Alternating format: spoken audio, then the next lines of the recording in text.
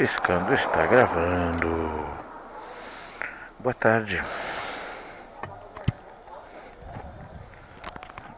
Eu acho que tá tudo bem aqui. Meu banco continua bem aqui. Claro que eu o levei comigo, né?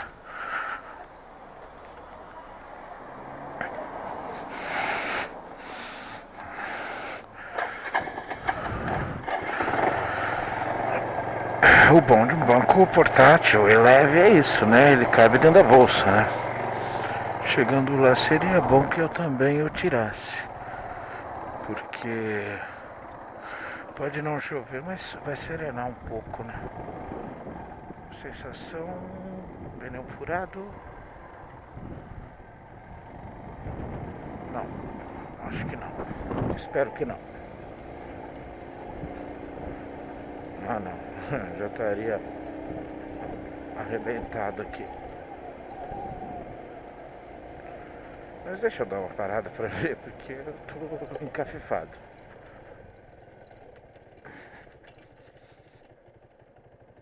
O que mais que eu precisaria, né? Não. O pneu não está furado. E vamos nessa.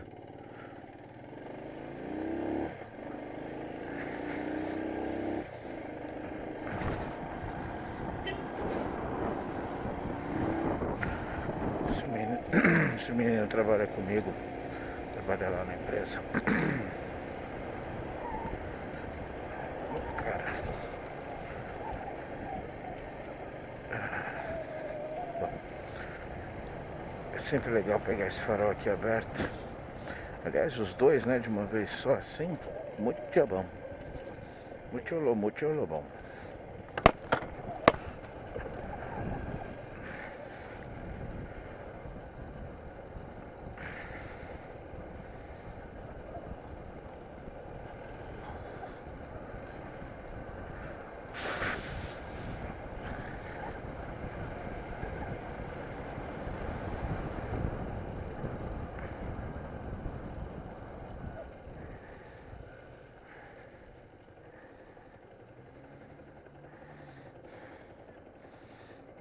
Deixa eu ver um negócio aqui.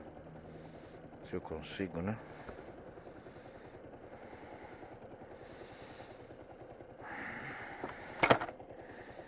É isso aqui mesmo.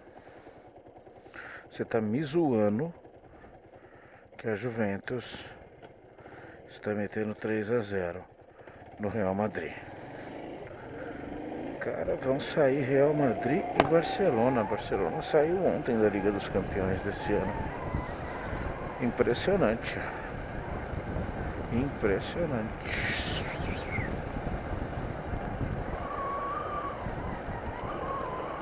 Deixa eu fechar aqui. Bom, final do expediente. Hoje eu fiz muito pouca coisa, muito pouco, só um pouco de manhã. Novamente, há 2 dias não funciona o YouTube, então eu não consigo mandar, não consigo fazer.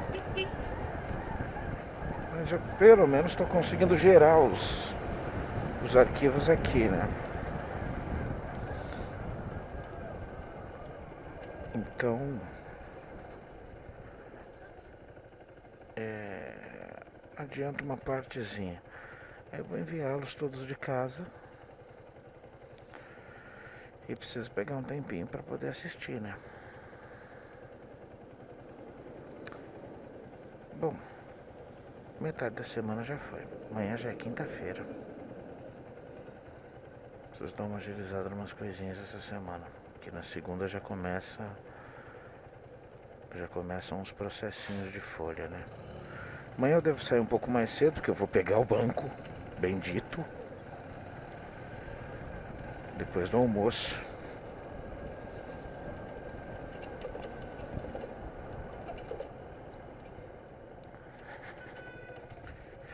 Hoje acho que a patroa tem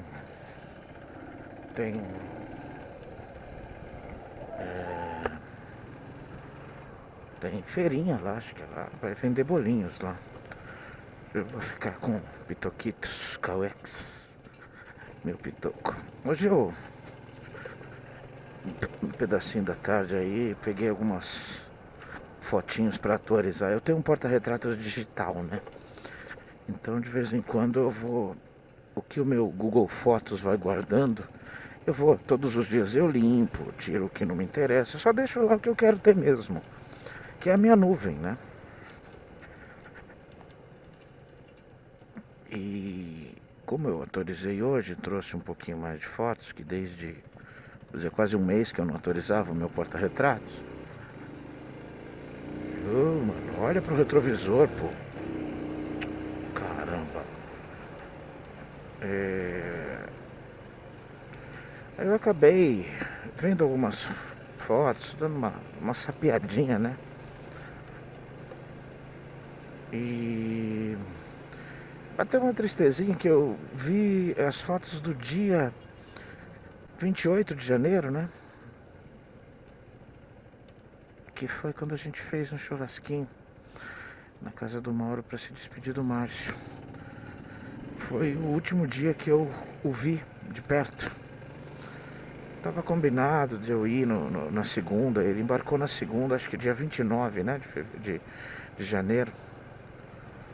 E foi isso, deixa eu ver, 25, quinta, 26, sexta, 27, sábado, 28, domingo, 29, isso, dia 28 de fevereiro, esse churrasco, essas fotinhas. Tava lindão, com a camisa do Chelsea.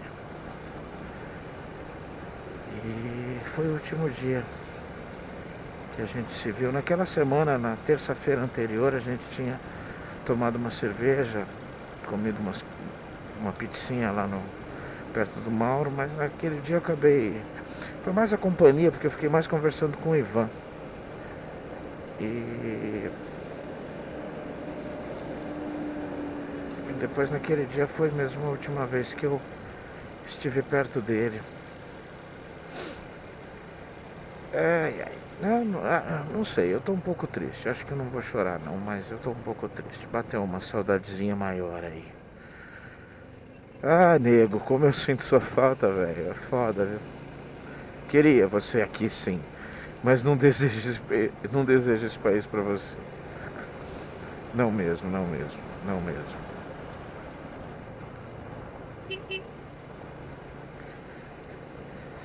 Enfim,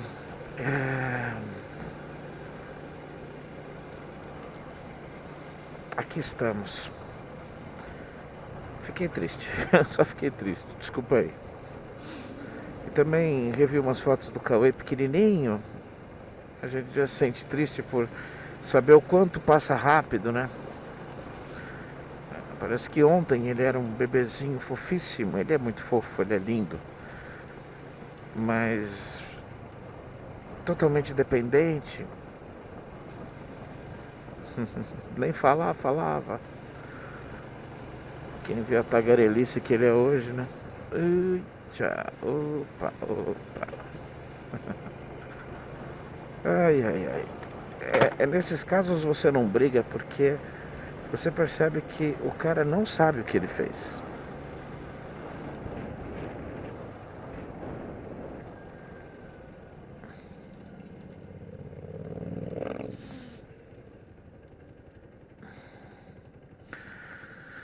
Enfim, já fazem 2 meses, né? Fim de fevereiro, fim de março, 2 meses e pouco.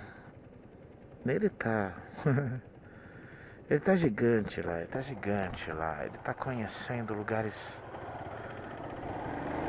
inimagináveis. Lugares lindos. Agora, essa semana ele está em Portugal. Assim, só essas experiências já são de se valer quase uma vida, né? Uma vida, né? Poder andar. Ele tem planos para conhecer mais da Europa. Um outro planeta, né? Basicamente um outro planeta. As fotos que ele está mandando de Portugal impressionantes. Portugal está muito lindo. Lisboa está lindíssimo.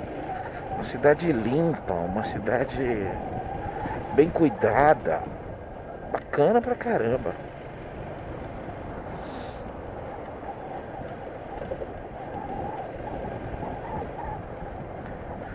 Enfim, bom, preciso continuar, né? E não tem muito a se dizer, né? Tentando contar a história aí das minhas...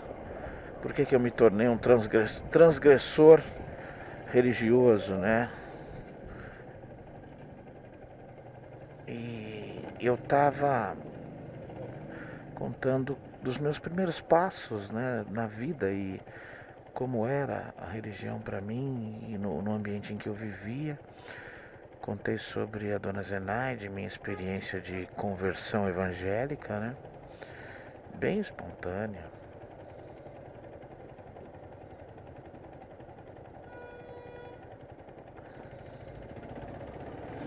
Bem espontânea. Eu, aos 9 anos de idade, convicto de que eu queria seguir aquilo lá, fazia nem ideia.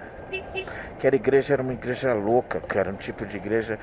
Tem outras pessoas conhecem, eu acho que é a Assembleia de Deus, né? Eu não sei, eu não identifico assim, não fui frequentador de várias não, tá? Dos evangélicos aí eu conheço o Adventista e conheço...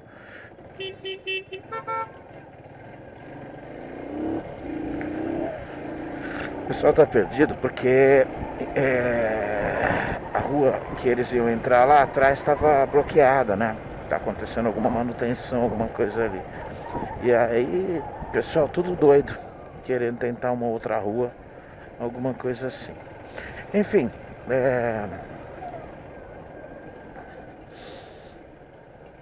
e o costume nessa igreja ainda hoje, algumas ainda levam esse costume, o pessoal chega, né, tipo assim, meu, que merda.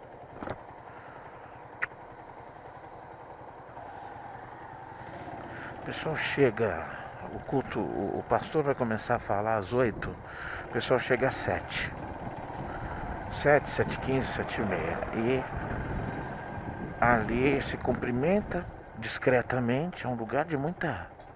As pessoas são muito reflexivas, né? E aquela timidez inicial, então eles sentam, aí eles ajoelham e começam a... Todas as pessoas, é engraçado isso, não é ao mesmo tempo, é cada uma no seu tempo. Começam a fazer uma espécie de uma lamentação, uma conversa de olhos fechados em transe, assim, com uma entidade e tal, e pedindo, e falando, implorando, enfim, sei lá, eu não sei bem o que é isso. Mas deve fazer bem a eles. São pessoas saudáveis, mentalmente saudáveis. Se é que alguém é mentalmente saudável, né?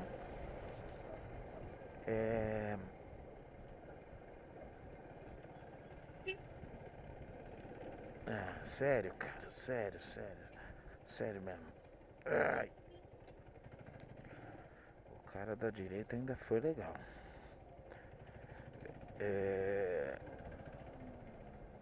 E de repente, cara, tá um mar de gritaria dentro da igreja. Aquelas 50, 80 pessoas falando, gritando, ó Deus, piedade, misericórdia e tal. Não dá mesmo pra eu simpatizar. Não tem como. Não tem como eu entender aquilo com algum ar, aos 9 anos de idade, com algum ar de... Nossa, que coisa interessante. Não, cara. As minhas primeiras ideias de religião foram ideias muito duras, muito temerosas. Sobre a questão básica de que Deus castiga, de que...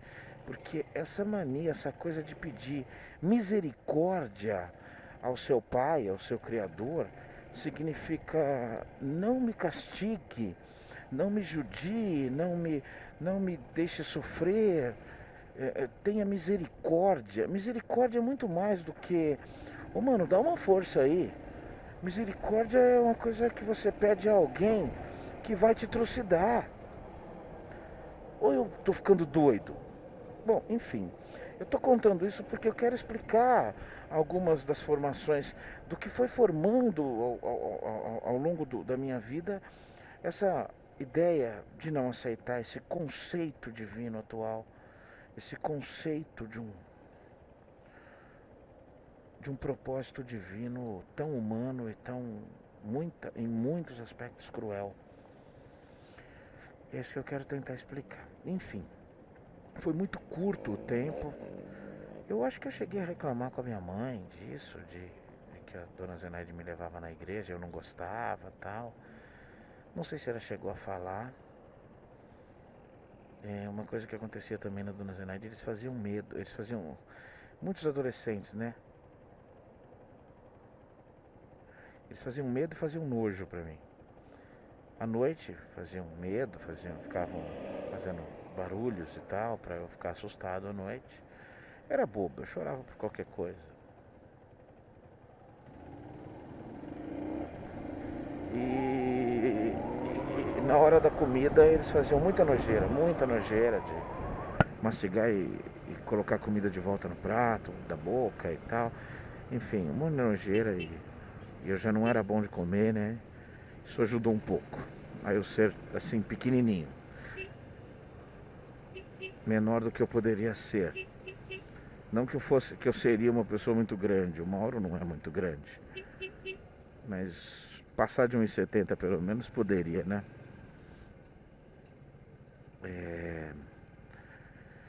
E aí veio o Dom Bosco, né? Alguns meses depois, em 70, situando aí essa passagem de alguns meses na dona Zenaide, ela foi em 78, tá? Nós fomos morar na casa lá, acho que de 75 para 76. Se eu não me engano, era isso. Em 78, nós ficamos esses últimos meses na dona Zenaide para terminar o ano letivo. Depois disso, quando chegaram as férias, nós nos despedimos, nunca mais nos vimos, não morei lá. Mas aí nós nos separamos. A minha mãe me deixou passar, eu acabei morando na tia Diva, a tia da minha mãe, né? Minha tia-avó, falecida tia Diva, aqui perto do meu trabalho, na região da Saúde, Praça da Árvore, na verdade, um pouco mais pra frente. Mas é ali perto do meu trabalho, que ela morava. E o Mauro foi com ela pra Renê, pro apartamento que ela morava, que ela dividia lá com a Renê e amigas, né? A Renê, a irmã, a Bia e amigas. Não sei bem quem era todo aquele povo. Enfim, e por que eu tô contando da tia Diva? Por alguns motivos básicos, né? Era ainda aquela coisa de a gente tinha entregue a casa e não tinha mais casa, né? Então era a favor, tudo era a favor. Minha mãe morava de favor na Renê e com o Mauro, e eu morava na tia Diva de favor. E eu odiava a tia Diva, o tio Antônio, eles eram um casal. Eles são pais dos primos da minha mãe, do Wagner e do Luiz. Não são pais, a dona Diva é mãe. O pai deles, ela era viúva e casou de novo. E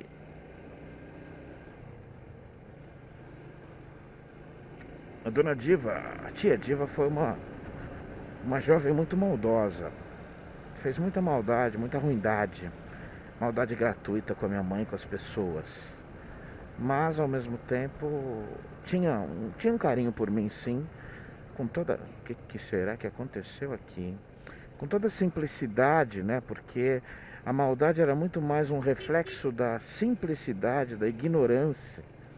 Pessoas que tiveram muito pouco estudo e tiraram os seus valores dessa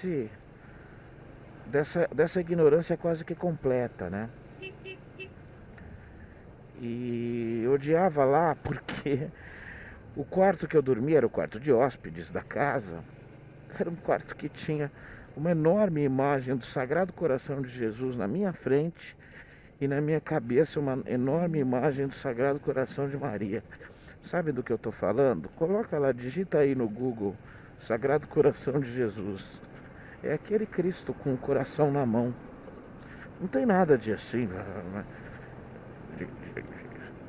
sanguinário nem nada assim, mas é mais uma das expressões de muito mau gosto, as expressões católicas que não se entende.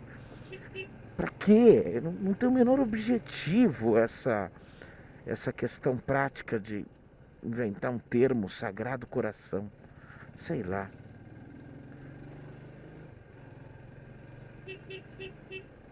E, ó, tá feio pra caramba aqui. Na verdade tá tudo muito feio. Então eu vou tentar ir pra lá. Eu acho até que eu vou tentar ir pela USP mesmo. Porque se tá super feio aqui, eu não vou querer saber o que tá acontecendo, não. Talvez nem precise ser pela USP. Posso sair pela Corifeu, alguma coisa assim.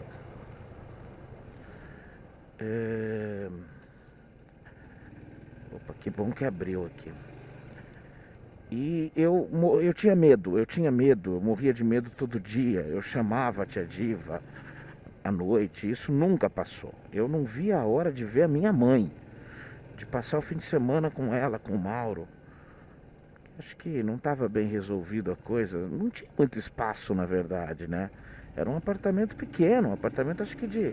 Nem tão pequeno, devia ser um apartamento de uns 3 quartos. Mas...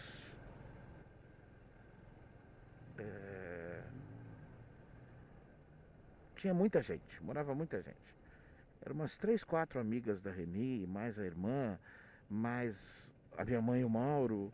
Então não era assim, né? Eu sei que em determinado momento,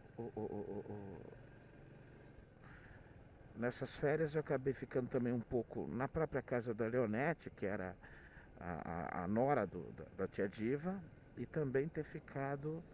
Ó, aqui parece que tá tudo tranquilo. Deixa eu ver a avenida aqui. Saber se vale a pena tentar a Raposo. É só por uma questão de tempo mesmo. Vou tentar. Acho que tá tudo bem. E... enfim. E aí depois acabei também ficando bastante com a minha mãe e tudo. E aí, no começo daquele ano de 79, apareceu o Instituto Dom Bosco na minha vida, um colégio de padres, o colégio salesiano, aquela rotina que eu já falei sobre ter missa todas as sextas, sobre os conselhos da minha mãe de seguir a religião católica, porque era uma religião bonita e tal. E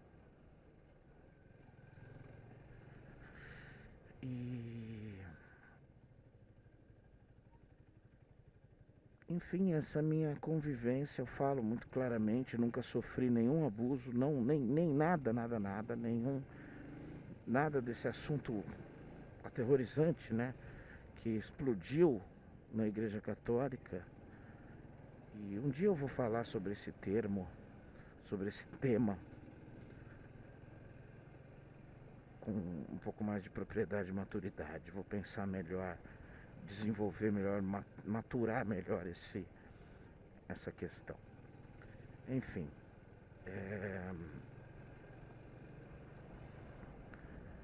e foram 6 anos, né? 6 anos de contato religioso contínuo, né?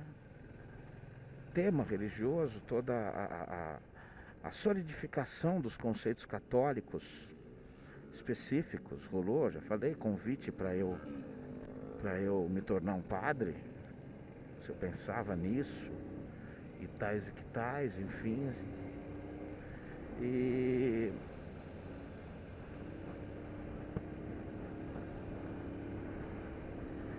aí foi minha parte católica aí de todo esse tempo. Foi sempre minha mãe, né? Aí nós já morávamos aqui em Pirituba, onde eu passei aí 19, 20 anos da minha vida. Acho que provavelmente a parte mais importante da minha vida eu passei ali. Com exceção de agora com o Cauê, né? Que aí é a parte mais importante da minha vida mesmo.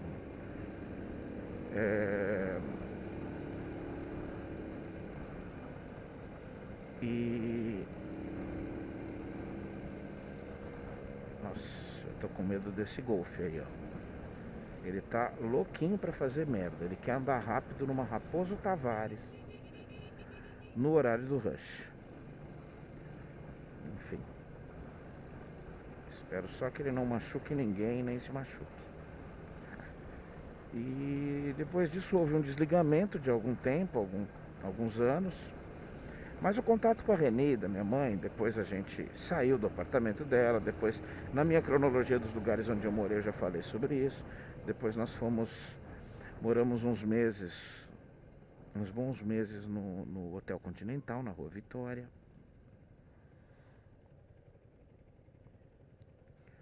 E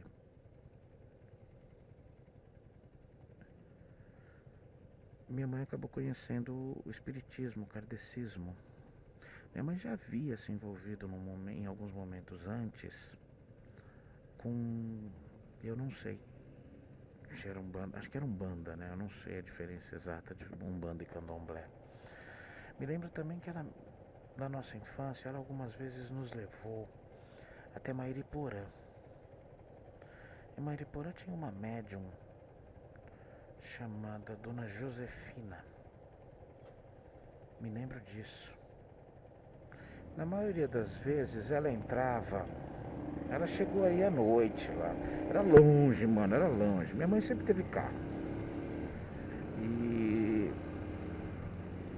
eu cheguei a ficar dentro do carro. Essa mulher era uma espírita daquelas missionárias, né? Ela fazia curas, né? Fazia curas espirituais aí e tal. Enfim, fomos muitas vezes lá, eu nunca entendi muito bem. Algumas vezes, uma ou outra vez eu entrei com a minha mãe, em outras vezes não. Enfim, era já um conceito mediúnico aí que estava entrando. E depois, quando acabou minha escola, né, meu primeiro grau, e acho que depois um convívio maior com a Reni, ela acabou conhecendo o espiritismo. Eu me lembro bem, assim, eu situo bem o momento onde minha mãe se tornou uma mais praticante espiritual, né, no conceito do espiritismo kardecista, foi na época do Márcio nascer. A Reni ajudou muito a minha mãe na época que ela engravidou e tudo. Um dia eu conto melhor sobre isso, não precisa.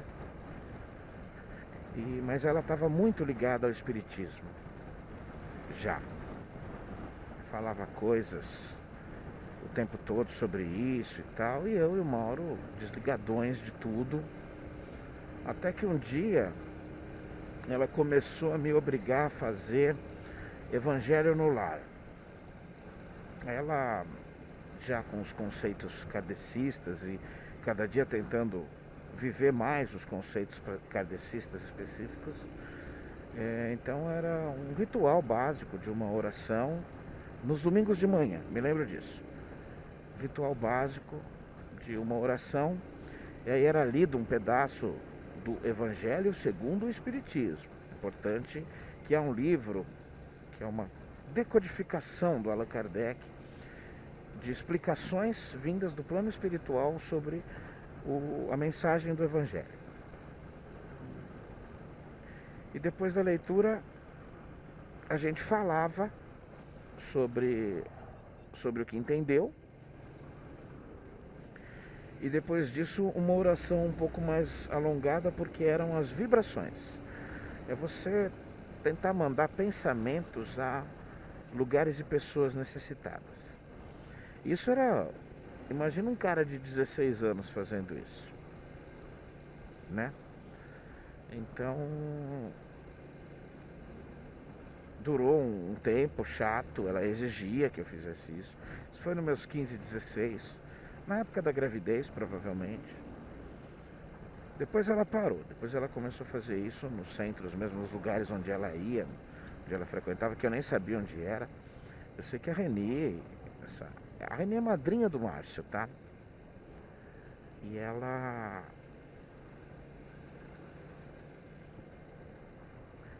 que iniciou aí minha mãe nessa jornada que minha mãe acredita e pratica até hoje.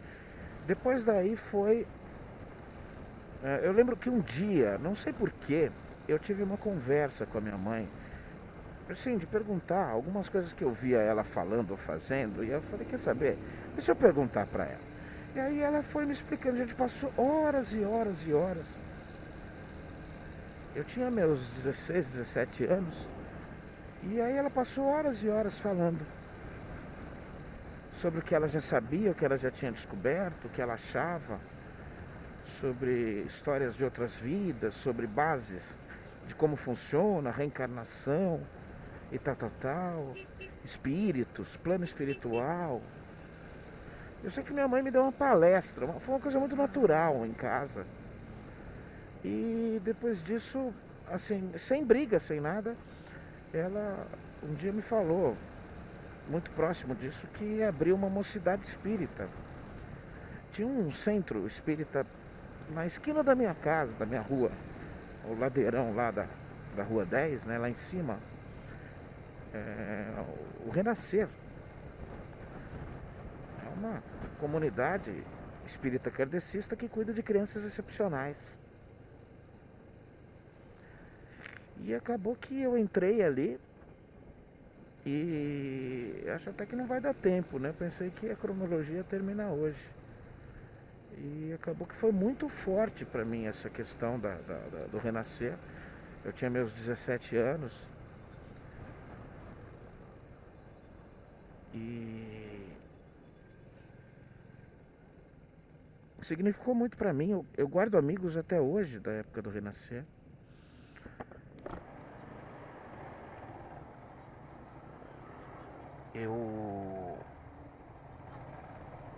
Dois, três só, não muitos não.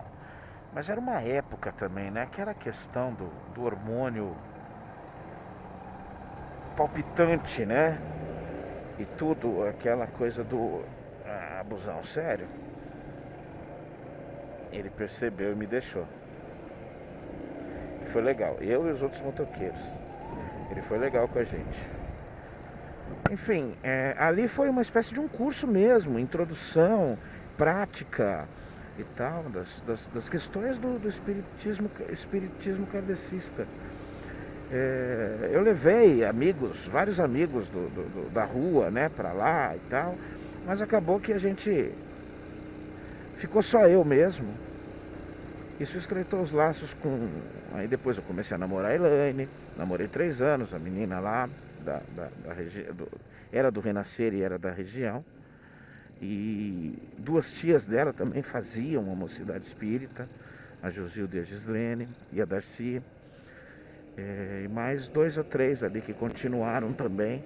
E terminamos os 3 anos, fizemos tanta coisa. Viajamos para Londrina, passamos um fim de semana lá. Fizemos um encontro onde as pessoas, 2 anos as pessoas dormiam em casa. A gente adotava 3, 4, eles vinham do Brasil todo e dormiam na nossa casa e tudo. Foi uma época intensa demais, muito gostosa, muito gostosa. Quem participou, não importa a religião, de mocidade religiosa, tem lembranças muito bacanas, porque há um espírito específico de cooperação. Aquela questão da comunhão, da pureza de espírito, né? Que você está se purificando, está no caminho de Deus, e a inocência que a gente acha que não tem mais, né? Na nossa adolescência. Um dos anos, a única coisa que eu não pude fazer foi no último dia, no encerramento, porque eu estava no quartel. Eu era soldado do Exército Brasileiro. No encontro anual. Todos os anos tinha encontro anual. Enfim, e realmente foi muito intensa a minha participação e eu acreditava piamente, eu acreditava em tudo o que a gente... o que era dito, o que era escrito, o que eu lia, o que eu aprendia, os princípios básicos, e já falei sobre isso, eu concordo com quem fala sobre isso. Eu tenho que respeitar demais o espiritismo kardecista, porque na minha opinião é a religião que mais pratica a caridade, e que pratica a caridade de uma das formas mais maduras. no conceito de discrição e tranquilidade. Só isso. É uma religião que julga menos, é uma religião que tem conceitos um pouco mais maduros, um pouco mais evoluídos nos quesitos de religião. Porque na verdade a ideia do kardecismo foi modernizar conceitos bíblicos. E ele se baseia praticamente inteiro só no Evangelho, só na parte do Novo Testamento. E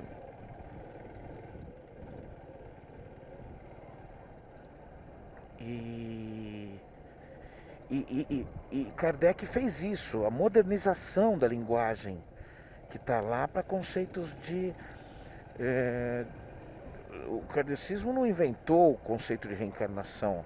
Isso existe há milênios das filosofias orientais, das religiões hinduístas, das religiões budistas e tudo mais, né? Orientais, né? Então foi um período em que eu efetivamente, quando eu não praticava, eu fumava tudo e bebia, né? Quando eu não praticava, eu me colocava no rol do ruim dentro do meu contexto, né? A coisa do karma, né? De plantar o que colhe, esse tipo de coisa, da perfeição do universo, coisa que eu concordo com a perfeição do universo, só não concordo que a perfeição do universo, o entendimento de perfeição universal ou qualquer tipo de perfeição, caiba num cérebro humano. Por isso eu paro até na terceira palavra, nem na linha, na terceira palavra da conversa sobre perfeição. Mas foi realmente. E deixou marcas profundas em mim, sim, profundas mesmo, num contexto de filosofia geral, de entendimento humano e tudo mais. Depois eu ainda tentei, eu fiquei um ano e pouco fora, depois eu tentei emendar, não deu 2 anos depois, eu tentei emendar na escola de médiuns. E aí eu frequentei umas duas sessões no máximo. E aí eu tinha 20 anos, cara. E aí não deu, porque aí eu parei completamente porque a escola de médiuns exigia realmente um sacrifício muito maior, porque era um contexto de o corpo estar purificado, né? Então a escola de médiuns te prepara para ser médium, para receber, para transferir, para energias e tudo mais, orações e tudo mais. Então você tem que trabalhar, né? A escola de médiuns é para trabalhar, é para entrar para os colaboradores práticos da questão do espiritismo, né? Do kardecismo, né? Então,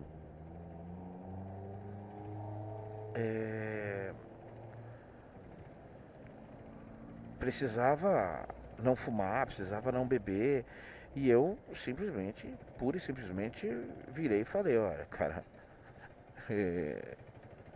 agradeci, já tinha comprado até a apostila, tudo, mas falei, não posso, eu tenho 21 anos de idade, eu não estou disposto a me sacrificar dessa forma agora. Mas conheci um pouquinho e tal, e estava já chegando num degrau bem maior, num degrau adulto, né? Porque eu havia feito mocidade espírita. Uma hora eu explico isso melhor, né?